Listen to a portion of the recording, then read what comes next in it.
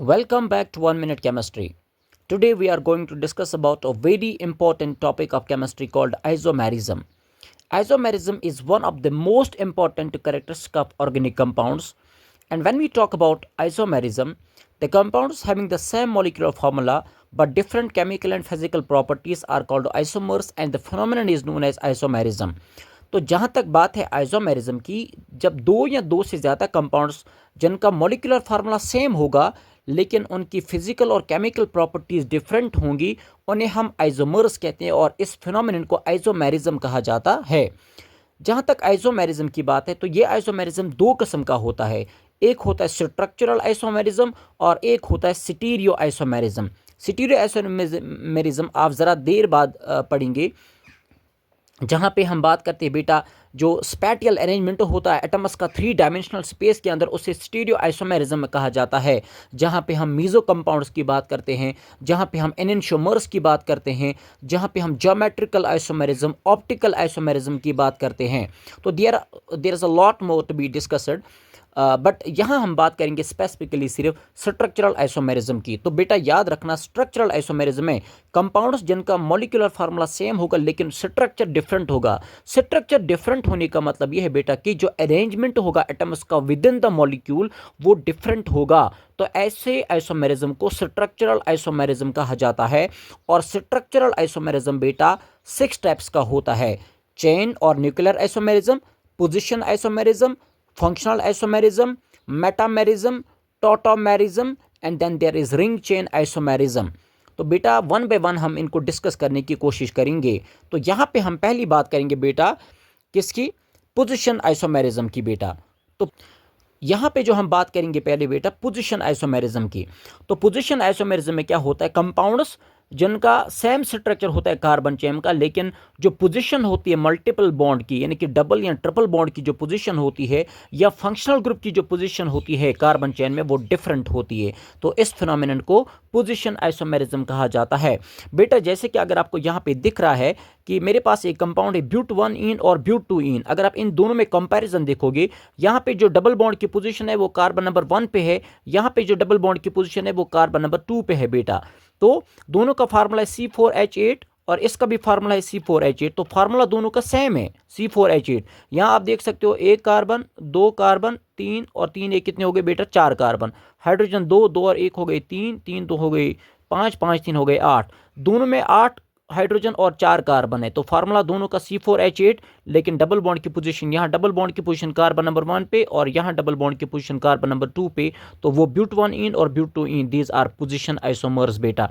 इसी तरह से बेटा अगर आप किसी कंपाउंड की बात करोगे बेटा, इसमें से मैं अगर आपको दिखाऊंगा, जैसे कि मैं आपको यहाँ पे दिखाता हूँ, इसमें एक और कंपाउंड फंक्शनल ग्रुप की अगर हम बात करेंगे, मेरे पास अगर है बेटा CH2 बेटा, उसके बाद है आएगा फिर से CH2 और यहाँ आएगा बेटा OH। अगर आप देखोगे यहाँ पे ये कार्बन नंबर 1 हो गया, ये कार्बन नंबर 2 हो गया, ये कार्बन नंबर 3 हो गया, because we know that the functional group should get the lowest possible number. तो कार्बन बेटा इसमें 3 है, 3 कार्बन को आप लोग प्रॉप कहते हैं और बॉन्ड आएगा बेटा सिंगल, क्योंकि सिंगल बॉन्ड है। और OH ग्रुप जो है हाइड्रोक्सिल ग्रुप वो कार्बन नंबर 1 पे है तो 1 आएगा और OH के लिए लास्ट पे OL लगता है, तो दिस इज बेटा 1 प्रोपेनॉल या प्रोपेन 1 ऑल आएगा। इसी का मैं अगर आपको एक और कंपाउंड दिखाऊंगा बेटा, वो ये है कि यहाँ मैं दिखाता हूँ आपको बेटा CH3CHOH CH3। इस कंपाउंड को भी अगर आप देखोगे बेटा तो यहाँ पे आएगा कार्बन नंबर 1, ये कार्बन नंबर 2, ये कार्बन नंबर 3। तो बेटा कार्बन 3 है तो 3 कार्बन के लिए आप प्रोप लगाते हैं, बॉन्ड आएगा सिंगल तो हुआ प्रोप एन आएगा। और इसी तरह से बेटा अगर आप बात करोगे ये OH ग्रुप कार्बन नंबर 2 पे तो आपने 2 लगाया, OH के साथ लास्ट में लगता है OL, तो ये बना प्रोपेन 2 ऑल। वो प्रोपेन 1 ऑल है, ये प्रोपेन 2 ऑल है। दोनों का अगर मॉलिक्यूलर फार्मूला देखेंगे कार्बन 1 2 3, तो 3 कार्बन है इसमें बेटा, C3 आएगा इसके लिए।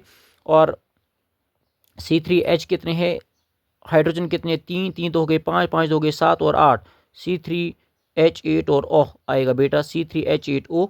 तो ये फार्मूला इसका भी देख लो बेटा, कार्बन 1 2 और 3, तो हमारे पास 3 कार्बन, हाइड्रोजन कितने? 3 3 3 हो गए 6 6 हो 1 हो गए 7 7 1 हो गए 8, तो C3H8 और इसके साथ ऑक्सीजन भी है। तो मॉलिक्यूलर फार्मूला दोनों का C3H8O इसका भी फार्मूला यही है, लेकिन ये prop 1 ऑल है, ये prop 2 ऑल है। इसका मतलब कि OH ग्रुप की जो पोजीशन है वो डिफरेंट कार्बन्स पे है।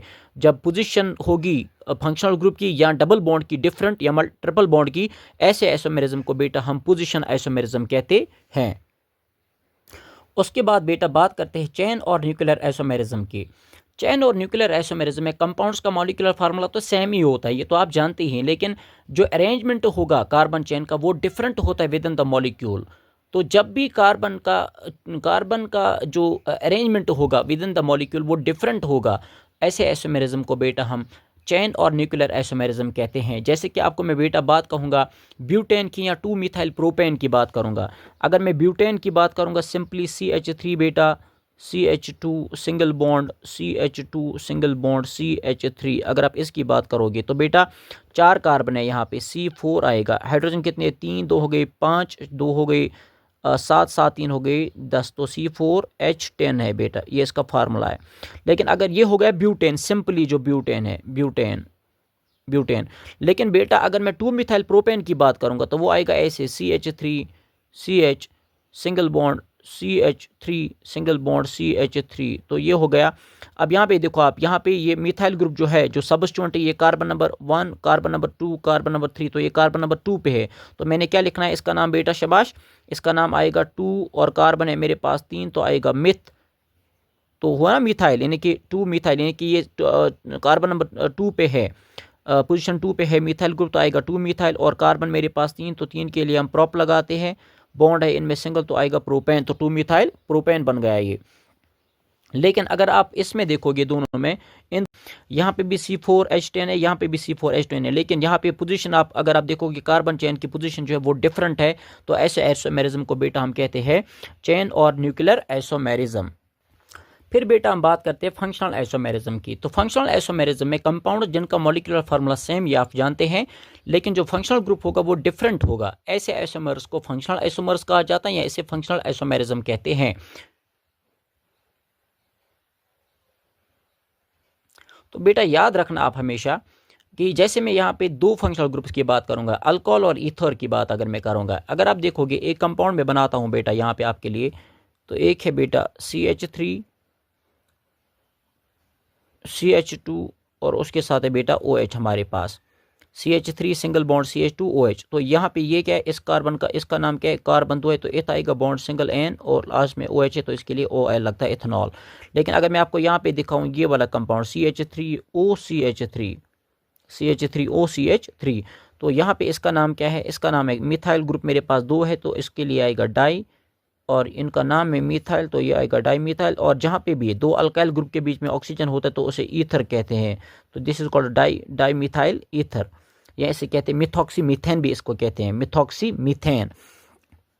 तो याद रखना बेटा, यहाँ पे अगर आप मॉलिक्यूलर फार्मूला देखोगे C2, कार्बन यहाँ पे 2 है तो C2 आएगा, और हाइड्रोजन कितने हैं, 3, 2 हो गए 5, 1 6, C2H6O। यहाँ पे भी फार्मूला देखोगे C2, कार्बन मेरे पास 2, हाइड्रोजन मेरे पास 6 और ऑक्सीजन 1, तो C2H6O। तो मॉलिक्यूलर फार्मूला दोनों का क्या सेम, लेकिन ये डिफर किस में कर रहा है, यहाँ पे अगर आप देखोगे यहाँ पे फंक्शनल ग्रुप अल्कोहल है, यहाँ पे फंक्शनल ग्रुप बेटा क्या है, वो ईथर है। तो ये जो है ये भी क्या दिखाते हैं, ये भी फंक्शनल आइसोमेरिज्म दिखाते हैं। इसी तरह से कार्बोक्सिलिक एसिड्स और एस्टर्स भी दिखाते हैं, जैसे अल्डिहाइड्स, कीटोन्स या अनसैचुरेटेड अल्कोहल्स या अनसैचुरेटेड ईथर्स भी दिखाते हैं फंक्शनल आइसोमेरिज्म। इसी तरह से अगर आप बात करोगे बेटा एरोमेटिक अल्कोहल्स या फिनोल्स है या ईथर्स है, वो भी फंक्शनल आइसोमेरिज्म दिखाते हैं, या डाइइन्स है या एलीन्स हैं या अल्काइन्स हैं, ये आप आगे आगे पढ़ेंगे इंशाल्लाह। तो ये सब जो है ये दिखाते हैं फंक्शनल आइसोमेरिज्म। तो बेटा इस वीडियो में हम इतना ही डिटेल में बात कर पाएँ, अगली वाली वीडियो में जो आगे की 3 आइसोमेरिज्म के टाइप से वो आगे इंशाल्लाह डिस्कस करेंगे।